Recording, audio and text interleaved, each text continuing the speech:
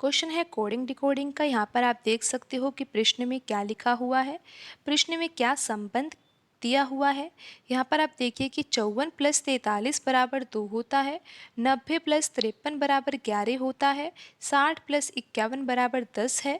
तो बताइए 64 + 21 = क्या होगा। तो यहाँ पर हमें बताना है कि 64 + 21 = क्या होगा, लेकिन उससे पहले तो हम ये जाने ना कि यहाँ पर 54 + 43 = 2 हो कैसे सकता है। क्या वास्तव में अगर हम यहाँ पर जोड़े इन दोनों संख्याओं को तो 2 आ सकता है? बिल्कुल भी नहीं आ सकता है। तो आप इस प्लस के चिन्ह को ध्यान मत दीजिए, आप सिर्फ इतना सोचिए कि यहाँ पर 54 और 43 में ऐसा क्या संबंध लगाया जाए कि जिससे यहाँ पर बराबर में 2 आ जाए। प्रश्न बहुत ही आसान है, लेकिन आपको यहाँ पर समझना तो होगा कि आंसर किस तरीके से यहाँ पर आ रहा है। तो आप यहाँ पर देखिए कि 54 लिखा हुआ है, तो 54 2 अंकों की संख्या है।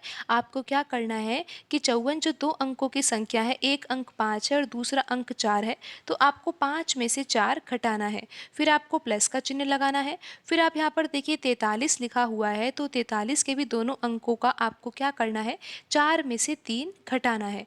तो आप यहाँ पर देखिए कि 5 में से 4 घटाया जाएगा तो 1 आएगा, और 4 में से 3 घटाया जाएगा तो 1 आएगा, और 1 + 1 कितना हो जाएगा, 2 हो जाएगा। तो इस तरह से यहाँ पर 2 आ जाएगा। अब आप इस पैटर्न को यहाँ पर भी लगा कर देखिए कि 90 + 53 = 11 होता है क्या नहीं। तरीका तो हमें पता लग ही गया है। करना क्या है, 90 2 अंकों की संख्या है, आपको क्या करना है, 9 में से 0 घटाना है, क्योंकि एक अंक इसका 9 है और दूसरा अंक 0 है। बड़े अंक में से छोटा अंक घटा दीजिए। यहाँ पर 53 है, तो बड़ा अंक इसमें 5 है, तो 5 में से आप छोटा अंक 3 को घटा दीजिए।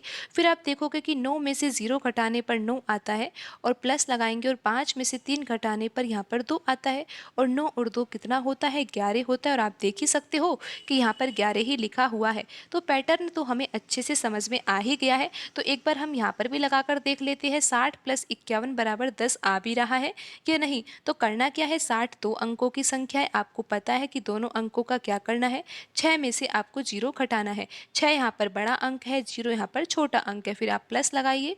फिर आप देखिए कि यहाँ पर 51 लिखा हुआ है, तो 5 में से आप 1 घटा दीजिए। 51 2 अंकों की संख्या है, अंक कौन कौन से हैं, एक अंक 5 है और दूसरा अंक 1 है, तो 5 में से 1 घटा दिया गया है। आप देखिए कि 6 में से 0 घटाएंगे तो 6 ही आएगा। फिर यहाँ पर देखिए कि 5 में से 1 घटाया जाएगा तो 4 आएगा। 6 और 4 कितना होगा, 10 होगा, और आप देख सकते हो यहाँ पर 10 ही लिखा हुआ है। तो अब हम जल्दी से पता लगा लेते हैं कि यहाँ पर प्रश्नवाचक चिन्ह के स्थान पर कौन सी संख्या आएगी। पैटर्न बहुत ही आसान है। करना क्या है, 64 लिखा हुआ है, 64 2 अंकों की संख्या है, बड़ा अंक इसमें 6 है और छोटा अंक 4 है, तो 6 में से 4 घटा दीजिए। प्लस लगाइए आप यहाँ पर। फिर करना क्या है, 21 लिखा हुआ है, तो यहाँ पर 21 जो 2 अंकों की संख्या है, तो 2 में से हम यहाँ पर 1 घटा देंगे। तो यहाँ पर अब आप देख ही सकते हो कि 6 में से 4 घटाने पर कितना आएगा, यहाँ पर आएगा 2, और यहाँ पर आप देख ही सकते हो कि 2 में से 1 घटाने पर आएगा कितना, 1, और 2 + 1 कितना होता है, 3 होता है। और आप देख सकते हो कि कौन से ऑप्शन में आंसर लिखा हुआ है, यहाँ पर ऑप्शन डी सही होगा।